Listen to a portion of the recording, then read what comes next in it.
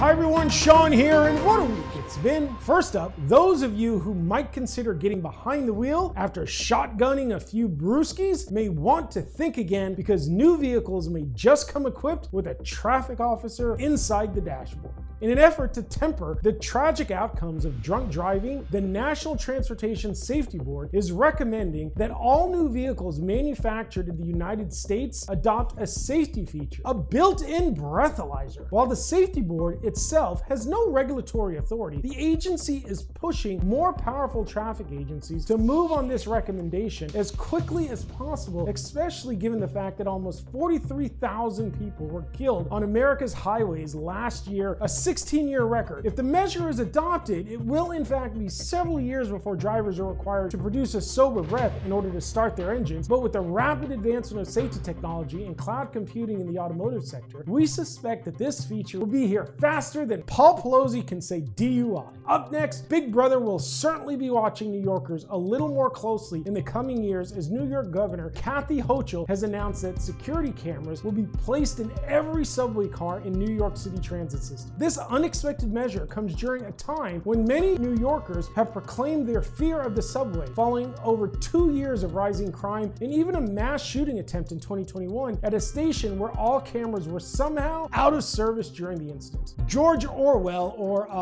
Governor Hochul, has proudly stated, "If you think Big Brother is watching you, you're absolutely right.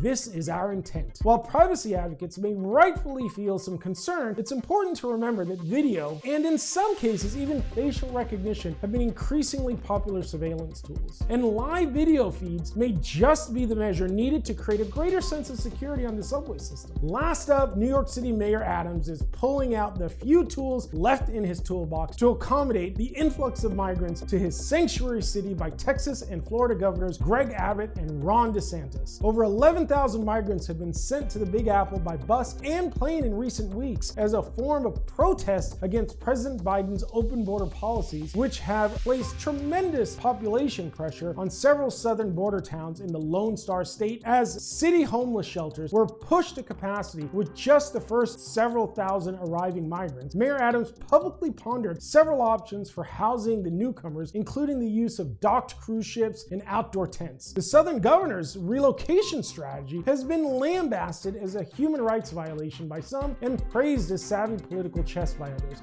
who claim that these southern states shouldn't have to bear the burden of lax immigration policies, and really self-proclaimed sanctuary cities should be responsible for taking care of their own migrants. This is Sean Black signing off from New York, and we'll see you next week on What a Week.